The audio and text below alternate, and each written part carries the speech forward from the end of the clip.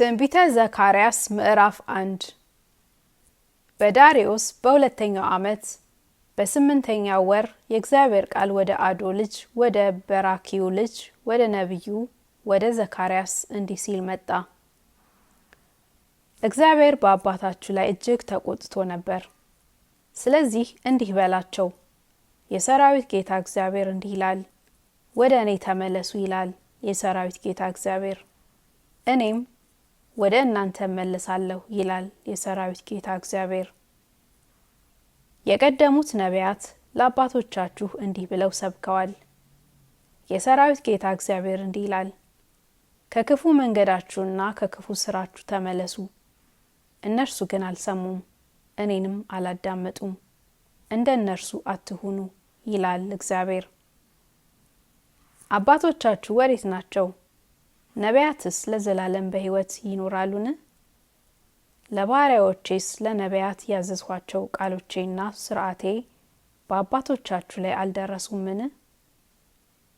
እነርሱም ተመልሰው የሰራዊት ጌታ እግዚአብሔር በመንገዳችንና በስራችን መጠን ያደርግብን ዘንድ እንዳሰበ እንዲሁ አድርጎብናል አሉ።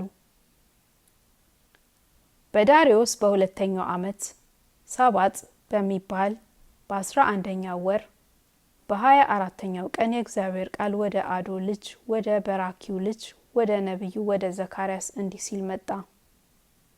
እነሆም አንድ ሰው በመጋላ ፈረስ ተቀምጦ በሌሊት አየው። እርሱም በሸለቆ ውስጥ ባሉ በባርሰነት ዛፎች መካከል ቆሞ ነበር። በስተኋላውም መጋላና ሐመር አንበሳይም አንበላይም ፈረሶች ነበሩ። እኔም ጌታ ሆይ እነዚህ ምንድናቸው አልሁ። ከእኔም ጋር ይነጋገር የነበረው መልአክ እነዚህ ምን እንደሆኑ አሳይሃለሁ አለኝ። በባርሰነት ዛፎች መካከልም ቆሞ የነበረው ሰው እነዚህ በምድር ላይ ይመላለሱ ዘንድ እግዚአብሔር የላካቸው ናቸው ብሎ መለሰ። በባርሰነት ዛፎች መካከልም ቆሞ የነበረውን የእግዚአብሔርን መልአክ በምድር ላይ ተመላልሰን እነሆም ምድር ሁሉ ዝም ብላ አርፋ ተቀምጣለች ብለው መለሱለት።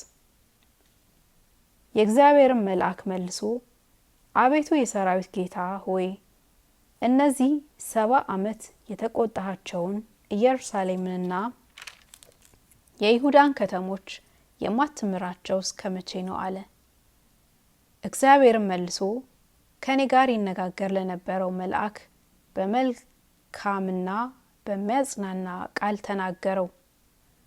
ስለዚህም ከኔ ጋር ይነጋገር የነበረው መልአክ እንዲህ አለኝ፣ ስበክ እንዲህም በል፣ የሰራዊት ጌታ እግዚአብሔር እንዲህ ይላል፣ እኔ በታላቅ ቅንዓት በኢየሩሳሌምና በጽዮን ቀንቻለሁ። እኔ ጥቂት ብቻ ተቆጥቼ ሳለሁ እነርሱ ክፋትን ስላገዙት ባልተቸገሩት አሕዛብ ላይ እጅግ ተቆጥቻለሁ። ስለዚህ እግዚአብሔር እንዲህ ይላል፣ ወደ ኢየሩሳሌም በምህረት ተመልሻለሁ። ቤቴ ይሰራባታል፣ በኢየሩሳሌምም ላይ ገመድ ይዘረጋበታል ይላል የሰራዊት ጌታ እግዚአብሔር። ደግሞም እንዲህ ስትል ስበክ፣ የሰራዊት ጌታ እግዚአብሔር እንዲህ ይላል፣ ከተሞቼ ደግሞ በበጎ ነገር ይረካሉ፣ እግዚአብሔርም ደግሞ ጽዮንን ያጽናናል፣ ኢየሩሳሌምንም ደግሞ ይመርጣል። ዓይኖቼንም አንስቼ እነሆ 4 ቀንዶች አየሁ። ከኔም ጋር ይነጋገር የነበረውን መልአክ እነዚህ ምንድናቸው አልሁት። እርሱም እነዚህ ይሁዳንና እስራኤልን ኢየሩሳሌምንም የበተኑ ቀንዶች ናቸው ብሎ መለሰልኝ። እግዚአብሔርም 4 ጠራቢዎች አሳየኝ። እኔም እነዚህ የመጡት ምን ሊሰሩ ነው አልሁ።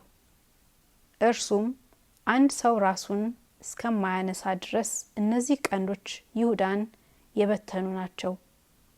እነዚህ ግን ሊያስፈራሯቸው የይሁዳንም አገር ይበትኑ ዘንድ ቀንዳቸውን ያነሱትን የአሕዛብን ቀንዶች ሊጥሉ መጥተዋል ብሎ ተናገረ።